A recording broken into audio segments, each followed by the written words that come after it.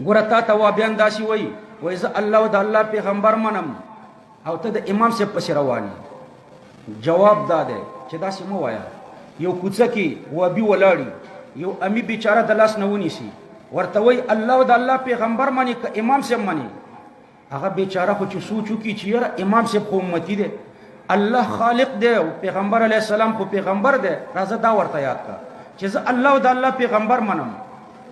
نو وایي ښه راځه په دې سپین جومات کې تا ته د امام صاحب خبرې کېږي، د دې کوڅې په سر کې د سپین جومات دی او د دې کوڅې په هغه سر کې مسجد درار د وابیانو دی. وایي په دې کې د الله او د الله د پیغمبر خبرې کېږي. نو چې د الله او د الله د پیغمبر مني ما سره راځه، او که چېرته د امام صاحب مني نو دې جومات ته ځه. نو دا امی په کار دی چې ورته وایي چې مغالطه مه کوه، داسې ووایه چې په دې جومات کې د الله او د الله د پیغمبر په خبرو د امام صاحب په رهنمایي کې عمل کېږي، او د دې کوڅې په هغه سر کې چې د مسجد درار دی په دې کې د الله او د الله د پیغمبر په خبرو د امین الله په رهنمایي کې عمل کېږي. رهنما کې فرق دی. په دې جومات کې د امام صاحب په رهنمایي کې په قرآن او سنت عمل کېږي، او په هغه جومات کې څه کېږي؟ د امین الله د کونړي سواتي پیښوري باجوړي د دې رهنمایي ده، د دې په رهنمایي کې په قرآن او سنت عمل کېږي. فرق رهنما کې دی. د دې جومات والا او رهنما څوک دی په دې اجتهادیاتو کې؟ امام صاحب. په اجتهادیاتو کې رهنما څوک دی؟ امام صاحب. هغه جومات کې په اجتهادیاتو کې رهنما څوک دی؟ امین الله. نو امین الله اوس داسې سوال کوه چې آیا د امین الله په رهنمایي کې په دې 5 مسایلو عمل وکړم او که د امام ابو حنیفه په رهنمایي کې په دې 5 مسایلو عمل وکړم؟ داسې اعتراض کوه. داسې مه وایه چې الله او د الله پیغمبر ښه دی که امام صاحب، داسې وایه امین الله ښه دی که امام صاحب. داسې اعتراض وکړه. د امین الله په رهنمایي کې عمل کول بهتر دي که د امام صاحب په رهنمایي کې عمل کول بهتر دي؟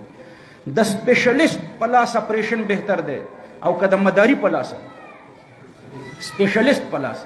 سپیشلیست باندې ځان پریشن کوه چې کله بیمار یې، په مداري ځان مه پریشن کوه. د مداري پریشن که کامیاب هم شي ملامته دی، که ناکام هم شي ملامته دی. حکومت یې نیسي د مداري ته وایي تا ته چا سند درکړی چې ته د خلکو پریشنونه کوه؟ که مداري ورته وایي چې یاره بهی دا پریشن خو مې کامیاب شوی دی، خو دا یو به اتفاقا کامیاب شوی هلته به بله دنیا غرقه کړي، دا څوک پریشن ته نه پرېږدي. او سپیشلیست پریشن یې که ناکام شي که کامیاب شي ټیک، دغه ته څوک څه نه وایي. امام صاحب سپیشلیست دی، امین الله یو مداري دی. نو د یو مداري په رهنمایي کې هغه جومات کې په دې 5 مسایلو عمل کېږي، او په دې جومات کې او په دې مدرسه کې د امام صاحب په رهنمایي کې په دې 5 مسایلو عمل کېږي. یو اعتراض مې درته دفع کړو. تاسو ته وهابیان وایي الله او د الله پیغمبر ښه دی که امام صاحب؟ قرآن او حدیث ښه دی که فقه؟ جواب ورکړئ، لنډ جواب. سوال دی غلط دی، سوال دی غلط دی. داسې سوال وکړه چې الله او د الله پیغمبر او په قرآن او په حدیث عمل د امام صاحب په رهنمایي کې ښه دی او که د یو ګانکړپ په رهنمایي کې ښه دی؟ داسې سوال کوه. سوال داسې مه کوه چې ته قرآن او حدیث نه منې. زه قرآن او حدیث ولې نه منم؟ قرآن او حدیث خو چې څوک نه مني هغه کافر دي. قادیاني هم داسې نشي ویلی چې زه قرآن او حدیث نه منم.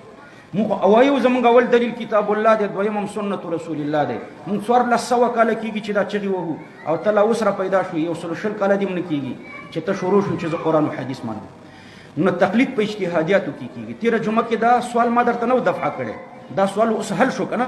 وابي تا ته وایي چې الله او د الله پیغمبر مني که امام صاحب؟ جواب ورکړئ. الله او د الله پیغمبر منم، او په اجتهادیاتو کې امام صاحب زما رهنما دی په اجتهادیاتو کې. او ستا رهنما چې دی یو ګانکړپ یو مداري دی، د دې زمانې کم مولا دی. دویم اعتراض تاسو ته تېره جمعه کې ما دفعه کړی و. تاسو ته وهابیان وایي قرآن او سنت شته، نو فقه ته څه ضرورت دی؟ قرآن او سنت شته نو فقه ته څه ضرورت دی؟ اورېدلی به مې دا اعتراض. نو جواب ما درته تېره جمعه ښودلی و چې ټیک ده قرآن او سنت شته، دا خو منصوصات دي.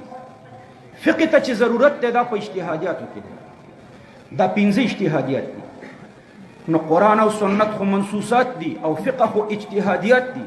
نو تا ته وهابي وایي چې قرآن او سنت شته، فقه ته څه ضرورت دی؟ نو جواب ورکړئ.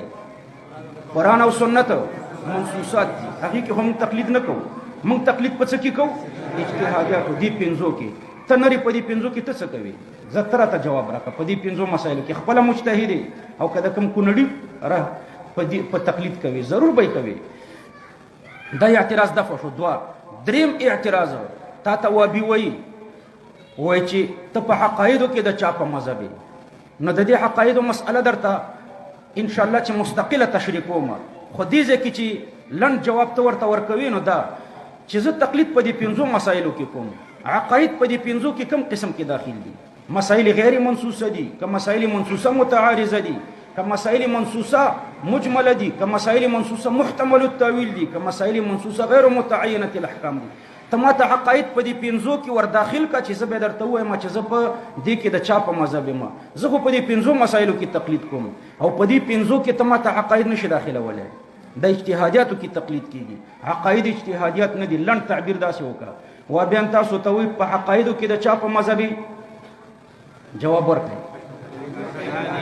اعتقادیات اجتهادیات نه دي، اعتقادیات اجتهادیات نه دي. ښه کتا ته وابي ووایي چې ته بیا ځان ته ماتوریدي ولې وایي، نو زه ماتوریدي ځان ته په عقایدو کې نه وایم، په علم کلام کې ځان ته ماتوریدي وایم. د علم الکلام او د عقایدو په منځ کې فرق دی، لکه احادیث او علم الحدیث. احادیثو کې تقلید نشته، خو په علم الحدیث کې به د نخبة الفکر تقلید کوي. علم الحدیث دلته اصول او قواعد د علم الحدیث ذکر کړي. نو د حدیث او د علم الحدیث چې کوم فرق دی، نو د عقاید او د علم کلام دغه فرق دی. زه ځان ته ماتوریدي په علم کلام کې وایم، په عقایدو کې نه وایم. عقایدو کې تقلید نشته، لکه احادیثو کې تقلید نشته، خو اصول حدیث علم الحدیث په دې کې نخبة الفکر وایي کني وایي، او د نخبة الفکر قواعد منئ کني منئ.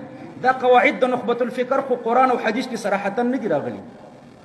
ان شاء الله چې پوه شو لږ مې توضیح درته وکړه، بیا درته مستقله توضیح د دې مسئلې کوم. خو ګوره سوال در باندې وابیان دا کوي چې عقایدو کې د چا په مذهب یې جواب ورکړي. عقاید اجتهادیات نه دي. بیا اعتراض وریدي ځان ته ماتوریدي ولې وایي؟ ماتوریدي په علم کلام کې ځان ته وایي، علم الکلام. عقایدو کې نه وایي. عقاید او علم الکلام کې څه فرق دی؟ دومره فرق دی لکه د حدیث او د علم الحدیث، دغه فرق دی.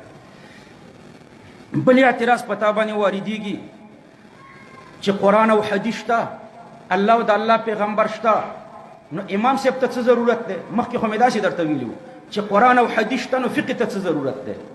نو جواب وشو که نه چې فقه اجتهادیات دي، قرآن او حدیث منصوصات دي. همدا اعتراض په بل انداز درته کوي، الله او د الله پیغمبر شته، نو امام صاحب ته څه ضرورت دی؟ ټیک ده، الله او د الله پیغمبر شته، خو هغوی ته منصوصات منسوبېږي، منصوصات. او امام صاحب ته چې ضرورت دی په څه کې دی؟ په اجتهادیاتو.